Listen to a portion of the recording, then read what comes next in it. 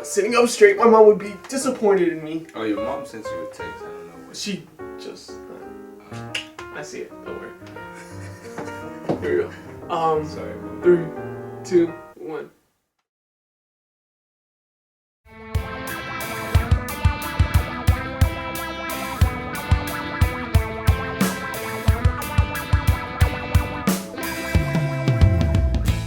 Hello, ladies and gentlemen, and welcome back to the Heavily Contested Podcast, the podcast where The Raiders are cursed. We're cursed. It's I don't know what to say. it's seeming much more evident to the day. I don't understand. First we had, I'm proud of this, right? But, we have a gay player on our team. It's all around the media. Then we get backlash because we have a coach who doesn't like gay people. He doesn't like other people. And now, Do you want to say? Because I don't want to say it. You want to be? I don't want to be the one to say it. Okay. Do you want to say it? Let's just rip off the wound. Henry Ruggs, I have him on Snapchat. Okay, I have him. I'm subscribed to his Snapchat. Oh, subscribed. He doesn't. I was like, what? He was at Topgolf. Was he? Got drunk at Topgolf. That's why you don't sell alcohol at driving ranges. That's the first problem. I think that's the first thing that we got to point out with this issue. But Topgolf. It's your guys' fault, okay? It's not Henry's fault. Okay, but let's move on. And Sorry, he got in a terrible accident. And this is the thing that I will say about it. I do not think that it's 100% over for the Raiders, but he was our number one playmaker this year. It's a little demoralizing. Yeah, it's kind of like we just got shot in the foot. After, we lost John Gruden, people were like, dang, your season's over. Mm-hmm. But we were like, no, we still got this. You know what? Let me shoot the other foot now. Let's see if you can walk. Yeah, So bigger analysis of the situation. As I guess Travis knows, Henry Ruggs went to Topgolf Sunday night. Got drunk at Topgolf, which is a weird situation in the first place to get drunk at. Either way, I digress. Henry Ruggs ended up, instead of calling an Uber or taxi or anything else that would have been smart, he decided to drink and drive, which is, first of all, that's something that's just so irresponsible. You should never do. And don't drink and drive. And again, to me, I feel like it's so surprising hearing drinking and driving stories, even in this day and age. I thought we'd get past the situation. Yeah. So when you hear so many stories about this stuff, and with all the options that are now available, there's a lot. It's not just taxis. It's not just It's not just having to get lucky and have a taxi drive by. Yeah. You could literally call up an Uber on your phone, and you're rich, man, and have someone take you home, or have someone else drive you home. Have a friend come with you. It's so either way. Henry Ruggs decided to drive home drunk, and he ended up rear-ending a car that ended up in the loss of one life. So, first of all, it's pretty likely that he's going to jail. Yeah, very likely. So, rest in peace, obviously, to the family, to the person who lost his life, and our condolences to the family. It's just a sad situation. First of all, someone having to lose their life from this. Yeah. But. It's just man, and this is the thing that also people don't realize that they might not have thought about. But as a Raider fan, I remember this. Right after the season ended, Josh Jacobs had a DUI. Oh, and then that's the other thing, actually, I didn't even mention. Henry Ruggs, if you look on his Twitter profile, had a picture of one of his friends who died in a car accident. So, honestly, I have to really think about Henry Ruggs as it seems hypocritical to even think about doing something like that. It's very looked down upon alone, but when every single touchdown he scores, he points it up to his friend, and you just basically did the same thing. Now, obviously, it's already going to be a lot to digest that you killed somebody, but on top of that, the same exact way that your friend died too. You gotta be safe, and it's irresponsible. It's selfish. It's not thinking about others. come on, And I guess the only thing I could really say is, whatever charges are coming his way, in a sense, he really does deserve them. Or not in a sense, he does deserve them. In the end, he does deserve his irresponsible actions ended up costing someone their life. But it's sad to see something like this, because Henry Ruggs is a guy that he has a lot of potential, had a lot of potential, and you know, yeah, I at least, not even just on the football field, but off the field, you didn't hear anything about him being. He's not a bad guy. He really isn't. But it's a stupid mistake that, you know, you're. It's not like you're at the age too, and you've seen this situation before. You should have been smart enough to. Guys, the Raiders, I'm going to tell you this right now. It's crazy. The most unlucky team that you'll ever see in history, bro. So unlucky. This is our best season that we've had so far. I don't think that this season looks the same as the other past seasons. This season kind of looked like, okay, Raiders are a top team. Yeah. Potential.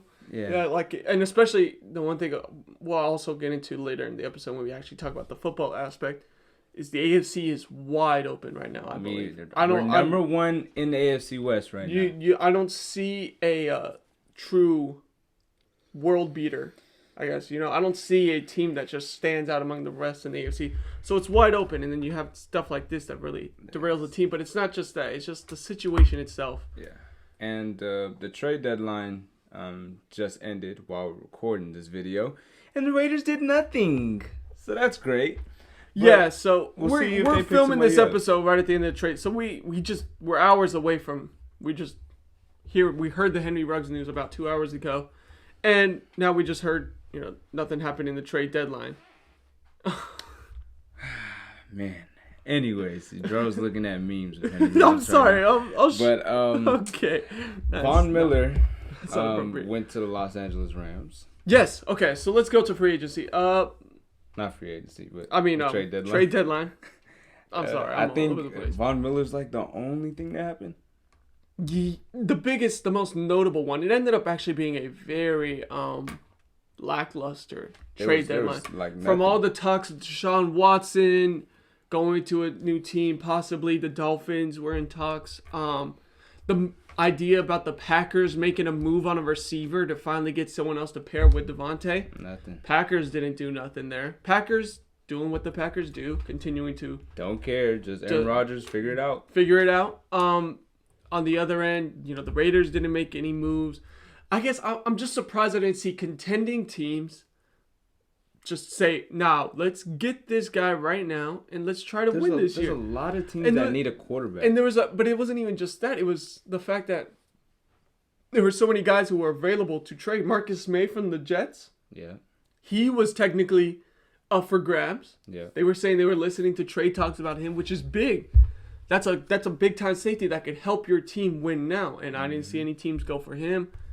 It was just very lackluster. And there's like the Saints. They lost Jameis Winston. They didn't. You would assume that they would go get a backup quarterback. Marcus Mariota, you could have got him from us. Maybe give us a receiver. Yeah, try to go for someone who had experience starting. But I think it was a very disappointing trade. The only thing I heard is that apparently there were trade talks between the Saints and the Browns about Odell Beckham Jr. Ooh. But nothing happened from it. Doesn't even matter. Doesn't matter. So it never happened. Do have to ask you though, Dro. How good is Von Miller going to be on the Rams? Okay. Very good. You think that he still has the potential to cause a lot of force? More so than he did when he was on the Broncos right now. Yeah, now. He was still doing damage on the Broncos. And don't get me wrong, it's not like they're getting a Von Miller who's completely washed. No, yeah, he still has a lot of potential to still be great. I'll pull up the stats right now, but as I continue to talk, but Von Miller was doing damage. I think he opened up the season with 2 sacks to start off, and what makes him more dangerous on this Rams team is Aaron Donald. Yeah, it is. It's because of the fact you can't double team both of them. Yeah. So now, for the first time in a long time, maybe, we might be seeing Von Miller be that guy who gets just one-on-one versus an edge rusher. And Von Miller still has the speed to get around him, and he still has the power to go right through him.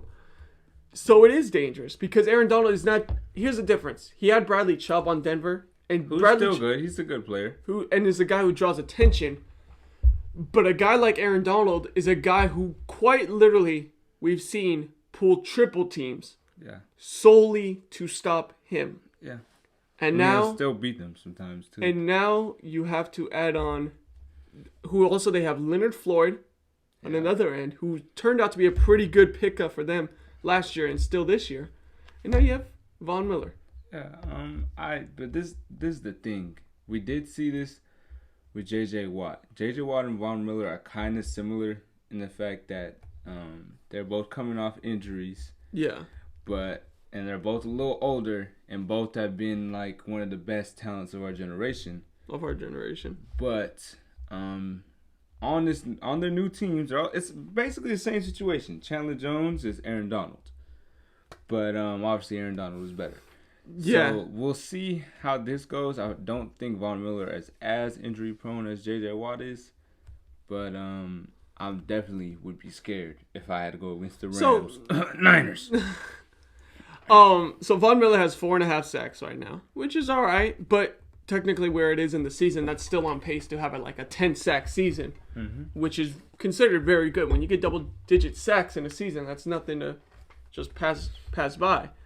So he's having a good season, and he's having 19 tackles as well to go along with it. So, no, it's not like they're getting a washed-up Von Miller. They're getting a Von Miller who's still viable, and now with that D-line, we could probably see a little more success from him. Yeah. So in the end, the Rams, and then there's also something to talk about with the Rams. It's the fact that the Rams just, they're doing something that we don't see any team in really any sport kind of do. They don't care about the draft. They don't care about the draft. Let's get guys who can win right now. But I think it's smart. I think it's very smart what they do. I like the way they're doing it. They're doing it in a way where they're still able to keep assets, which is strange. It's how they're able to take up so much money. They traded 2 second rounds because they ain't got no first rounds. Yeah. You know what's got to be credit to the Rams is how they're able to work that salary cap. Yeah. Because they're able to fit in contracts from Jalen Ramsey and Aaron Donald. Von Miller and Matthew Stafford. And now Matthew Stafford. So they're able to fit guys in. We'll see how this goes, though, because they might have to pay Cooper Kupp now a lot of money. Yeah. I don't know what his contract is, but big time. He might need a new contract. He's going to need a new contract. And the thing is, too, now, is for the Rams, is this Super Bowl window is, we know for sure, right now. It's right now. If they don't win, heads are going to roll because people are going to have to go. Yeah, it's going to have to clean house, pretty much. It's definitely a bold risk that you take because if someone gets injured, it's over. It's over. You ain't got no future. There's not a future to look toward. Yeah, exactly. So the only way the Rams win out of this risky situation is quite literally if they win probably 2 Super Bowls in the next 3 years or so. I don't think that happens, but they'll definitely. I think there's a great chance they go to 2 Super Bowls. Yeah, 100%. With this team. But the only thing is, you only got 3 or 4 years to do it because really. Jalen Ramsey is going to start getting slower and slower. He's not going to be able to keep up with the receivers. Aaron Donald's going to get weaker and slower. Well, the thing is Aaron Donald is, I think, in his high 20s right now. Yeah, he's almost 30. Almost 30. And he's going to start getting injury prone. And, yeah, we'll see how this goes. But I like that they're playing franchise Madden right now. A little bit. They're playing aggressive. They're thinking this is the year. So let's see. In the end, it doesn't make them it makes them this Von Miller move steps up their defense big time. Oh, yeah. But it's still a competitive league. Yeah. So it's not like they're just the clear front favorites now, right? It's not the NBA. No, it's not the NBA. There's no super teams.